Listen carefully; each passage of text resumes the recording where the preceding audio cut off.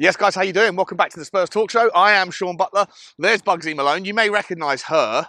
You might not recognise me because the former has stolen my hat, I think. I can't find it anywhere. I'm sure it will turn up buried in the garden somewhere in a couple of months. Can't find it. So I'm forced to expose my ridiculous thinning hairline. And, you know, it is what it is. I hope you're all happy and healthy regardless. Top of the table, 5 points clear, surely helps in that endeavour. And just want to talk about what happened last night and also what's happened today. Chelsea just been beaten 1-0 from a tactical masterclass from Thomas Frank. Decided to go back to a back five and just bored the life out of the game in the first half. Created the best chances of the match when it was 0-0. Chelsea huffed and they puffed and they couldn't really do much from distance, and Brentford didn't let them get close enough to goal to really create any meaningful chances. I think the only one was the shot that hit the kind of crossbar / stanchion post, whatever you want to call it. But that was a shot from distance. Apart from that, Chelsea just looked a little bit, I don't know, toothless. And if Tottenham take on the team that played today next Monday night under the lights at Tottenham, you've got to look at that game and think that, all right, it's a different encounter because Tottenham will play at Chelsea, Chelsea will play at Tottenham, and Brentford decided to go a different way with the tactics today. But I think that Tottenham have got enough in the tank to beat them, especially when you look and you see that, you know, Rodrigo Bentancur came through the last 3 minutes, but when with injury time, probably 15 minutes, and you start to see a couple of little bits from him. Brian Hill comes on. We've got options now. Apart from, let's assume that Udogie's back and he just had that little knock and it was just not worth risking it. We've got almost a full-strength squad apart from Manuel Solomon and Perisic, which are long-term absentees, but we've got enough options out there on the left. Brennan Johnson was just sensational. And, no, I wouldn't say sensational. That's a little bit hyperbolic. But when it counted, that moment when it counted, when we were 1-0 up, the header that he launches in towards the feet of Maddison and then continues the run and then looks up and finds the pass. Surely he has to start against Chelsea. Surely even the biggest Richie love, Team Richie amongst you, should say it's time to try something else. For me, I thought Richie was dreadful last night. Dreadful. Like aimless passing. Just really frustrating. And I feel like Tottenham, again, weren't great, but, you know, did everything that they needed to do to get the job done. People that want to talk badly about us will point to the first half. The first half was very frustrating and disappointing. The second half, it always takes that first goal to open the team up, open the game up. But Palace away is one of those fixtures that no one feels comfortable going to. There's maybe 2 or 3 away games outside of the kind of traditional top 6 that you don't enjoy going to. Brentford away is one of them, and we've got through that 2-2 unscathed. Crystal Palace is one of them. We got through that one 2-1. Although I personally believe that it was a handball, but difficult to overrule because of the completely lackluster camera angles in that stadium. It's not the only stadium that doesn't have enough camera angles that can verify to a degree of certainty whether something has or hasn't happened. But Palace away is one of those teams that you don't want to really go to. Hi guys. I think if you're a London club, then West Ham is always scary. West Ham away. Villa Park, more so now than ever. But that's, you know, there's 2 or 3 teams outside of the traditional 6 that you don't enjoy, and Palace is one of them. It's a potential banana skin, especially under the lights on a Friday night. And I've said it before, lots of big teams have gone to Palace away on a Friday night and had 3 points taken from them. Gone to the home team. There's another one chalked off. Now, like I say, the people that are detractors from Tottenham, the people that don't want Tottenham to get ahead of themselves, or rival fans that want to pull us down, will say that we still haven't played enough big teams to be considered, you know, anything like a realistic title threat. And that's fine. I personally, I'll keep the same energy When Arsenal were doing it last year, I said the title race doesn't begin until January. The first half of the season is jockeying for position, just like the Grand Prix. But if you qualify out of Christmas in pole position, then you have a better chance, even with a slower car.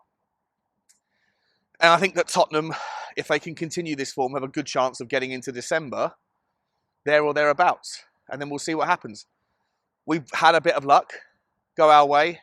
Like, I didn't think that the team selection to start with today, I thought, or last night, I wanted to see something different. When you've got Brian Hill and Brennan Johnson back, I wanted to see something different.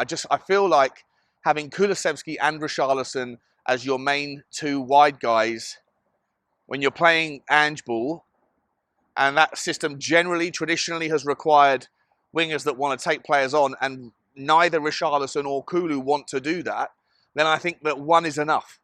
And for me, Kulu is bigger, better, stronger in all the things that Richarlison is strong at, with the exception maybe of aerial threat. Everything else, Kulu has the edge on Richarlison. And so if you're going to keep one of those guys that can play the hold up, the strong man, the guy that can chew up the clock in later in games, all that stuff, I think that you want Kulu to be that guy rather than Richarlison. And so I was a little bit frustrated to see that we didn't get too much time, enough time with Brennan Johnson and Brian Hill. But I think that now, I really hope that Postecoglou has seen enough to justify giving Brennan Johnson some minutes. And Brian Hill didn't have a lot of time to do very much, but when he did come on, we just conceded, and we were under the cosh, and he did draw that foul brilliantly from the Palace right winger. I forget who it was. I'm looking forward to seeing more from Brian Hill. Maybe Chelsea's not the right game for that. Maybe that's a better test against Wolves away. We'll see. We'll see. But look, I thought the game was frustrating. And as I was saying, I think that it takes the first goal to open the game up. And once we got the first goal, by hook or by crook, and again, the detractors, the rival fans will say, it takes an own goal for you guys to get ahead in the game. Well, look, if you put the ball into the area, if you create mayhem and get to the byline and whip balls in low and hard, then you leave yourself open to situations where defenders are going to throw a leg at it, they have to, and then you just might get lucky. And it's happened a couple of times now this season for Tottenham, where we have been on the right end of own goals. And I don't think that is like just bare luck. I think that's forced luck. I think that's, good teams create their own luck. Good systems, good football creates its own element of luck. And I think that is one of those examples. So Maddison, didn't think it was his best game, but gets the assist. I thought that Sonny was the best of all of the front four during the first half, during the contest. Generally, I thought he was trying his best, making really good runs, but the balls just weren't finding its way to him. And ultimately, look, you're going to look at the stats and see 1 shot on target, 2 goals scored, and think Palace were unlucky. Roy Hodgson said as much. He thought that Palace should have put 4 or 5 past us, I think he said, which was a madness to me. I think that if Crystal Palace had scored that late equaliser chance, and there was a chance there right at death, then I think as much as we would have been frustrated going 2-0 up and then sacrificing, 3 points into 1 late on, similar to how Chelsea gave it up to Arsenal, I think that on the day, Crystal Palace and Tottenham, I think a draw was probably the fair result. I don't think you can really sit there and say that we created massive amounts of chances. We clearly didn't. Look at the stats. But we did have absolute possession of the ball. And when you're playing against these teams that are low block, then you need that first goal. And ideally, you get it early. If you get it early, then you're comfortable that you can go on and win the game without too much more complications or complexity. But if you don't, as time ticks on, people start to get impatient, generally speaking. But Tottenham don't. Tottenham seem to have this sort of classiness about them, where even when it stays 0-0, or in the past when we've gone 1-0 down, we're still calm, we're still comfortable, we play our game, we don't panic, we don't change things up. And if you keep doing the right things, eventually you're going to get your rewards. And I think that that's something that we should be taking away from this We weren't at our best again. Crystal Palace set up well. And we're going to face a lot more of these tests away from home. Wolverhampton Wanderers will probably set up like that and try and do a smash and grab. Teams at the bottom end of the table. Sheffield United. Nottingham Forest, maybe not so much, but there'll be a lot of low blocks. And thus far, we've managed to find a way to overcome them. And that is the sign of a team that is growing, a team that is capable to look up and reset your expectations. Against the teams that come and play against us, I think Tottenham will have better opportunities. I think we'll naturally create more. And Chelsea will be one of those teams. I don't think Chelsea are going to come and sit and do the low block. I think Chelsea are going to come and try and play. But if their performance today was anything to go by, then you just look up the top end and you think it's a lot of huff and puff, a lot of razzle dazzle, but a lot of fizz, but no bang, if that makes sense. Like a damp squib of a firework. And, but they are only one really cracking striker away from being a top team. You can see that. And they've got so much youth, so many options, so much time on their side. Chelsea's issue will be whether the club and the fan base can stay patient long enough to allow this to manifest. And if they do, then there'll be a real threat again in a couple of years. You can just see that they're not far away. But I'm enjoying the process. And I think that Chelsea against Tottenham, though, will be a game, or Tottenham versus Chelsea at home, under the lights. I can't wait to go to it. It's going to be a game that's going to have chances at both ends. And luckily, we've got a goalkeeper now in Vicario who just doesn't make mistakes. There's nothing he could do for the late goal last night from Ayew, who I thought was really good on the night. Nothing he could do about that one. But earlier on in the game, he made 2 or 3 wonderful saves down low. And he just gives you that confidence. And when you've got Romero and Van der Ven that are each just excellent in what they both do in their own regards, one of them's got the pace, just absolute bags and bags of pace for days, where you just don't feel like anybody's going to beat him in a foot race. It'd be interesting to see what happens when we play Manchester City away, and if we play our ball, which you think we are, if there's going to be moments where Haaland gets to run in behind. How does Mickey Van der Ven do in that scenario? And I personally think that Haaland is he's a big lump of a guy who's got lots of pace, really long legs, but doesn't like a tough encounter, doesn't like getting hit hard. We saw it last season when Romero smashed into him early, took him out of the game.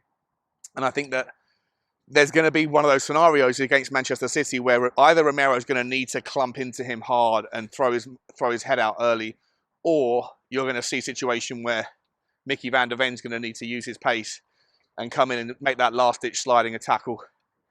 And again, he's not going to enjoy that outcome. So I'm comfortable, guys. I'm not getting ahead of expectations, but I look at all of the games coming and I think that they're getting harder. And I think that Tottenham need to be more efficient, a little bit less sloppy with some of the passing at times, and obviously be a little bit more structured on the break when we get countered. But ultimately, you look at every game coming up and you see a way that Tottenham get a result. You see Chelsea today and you think, we could put 3 or 4 past them if we play into our best. Could go a different way. It could be a tight game. Wolves, away next. Going to be a different game again. Probably a low block, stink the place out, and they'll try and break with the likes of Neto, and Hwang late on. And they've got their own challenges, but I think that Tottenham can handle Wolves. After that is Aston Villa. How Aston Villa set up. At home, Aston Villa are going to play at you. They're brilliant. At home, they're terrifying. Away from home, they're not that great, or not as great. But Unai Emery's got a variety of tricks up his sleeve. He's going to set the team up according to the opposition. Ange Postecoglou sets his team up the way he wants to play. Come rain or shine, it's the same system, and it's just who's going to be the better on the day.